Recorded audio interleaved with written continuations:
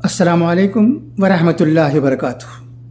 مولانا کاکا سید احمد صاحب کی رحلت کی خبر صرف ہمارے وطن عزیز ہندوستان میں ہی نہیں بلکہ کئی ممالک میں پھیل گئی ہے اور تعزیتی پیغامات بہت سے آ رہے ہیں۔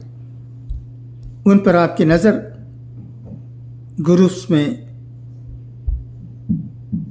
پڑی ہوگی۔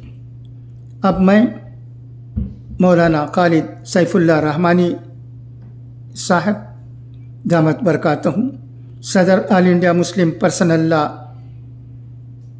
بورڈ کے تعزیتی تاثرات پڑھ رہا ہوں، سنیے گا۔ حضرت مولانا کاکا سعید عمری رحمۃ اللہ علیہ علم و عمل کے پیکر، اتحاد کے داعی اور اسلام کے ایسے دردمند مبلغ تھے جنہوں نے کبھی اپنی دعوتی محنتوں کی کوئی تشہیر نہیں کی۔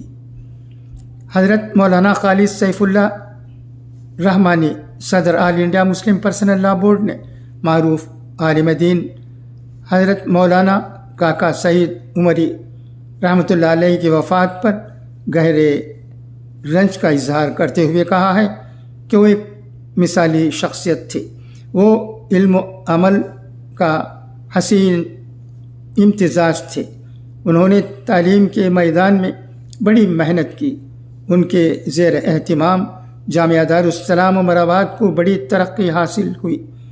اس جامعہ کا بنیادی مقصد دینی اور عصری تعلیم کا امتزاج اور مسلک و مشرب کی سطح سے اوپر اٹھ کر دین اور علم دین کی خدمت کرنا ہے۔ انہوں نے ہمیشہ اپنے آپ کو اسی راہ پر قائم رکھا اور اس سلسلے میں انتہا پسند نقطۂ نظر رکھنے والے حضرات کی کوئی پرواہ نہیں کی۔ ان کی زندگی کا ایک اہم پہلو برادران وطن میں دعوت اسلام کا کام تھا۔ انہوں نے جامعہ دارالسلام کے بعض نو مسلم فضلاء کے ذریعے تبلیغ اسلام کے کام کو ایک تحریک بنا دیا، اور اہم بات یہ ہے کہ ہمیشہ تشہیر اور کریڈٹ حاصل کرنے سے گریز کیا۔ ملک بھر میں ان کی اس داعیانہ کوشش کا فیض پہنچا۔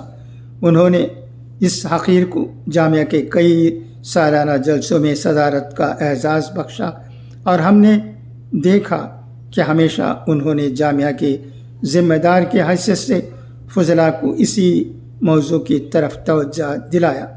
وہ اتحاد ملت کے بہت طاقتور داعی تھے۔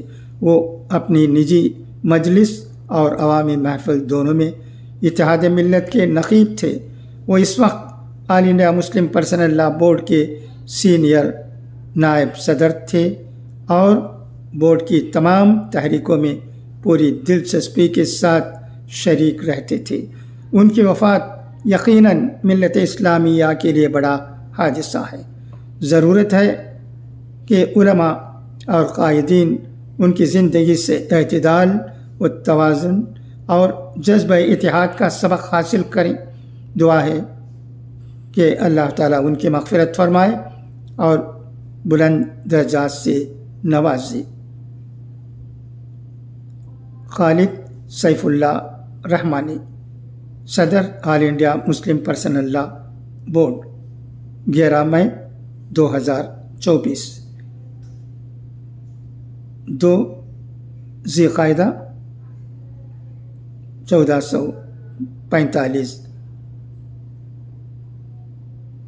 سنہ ہجری۔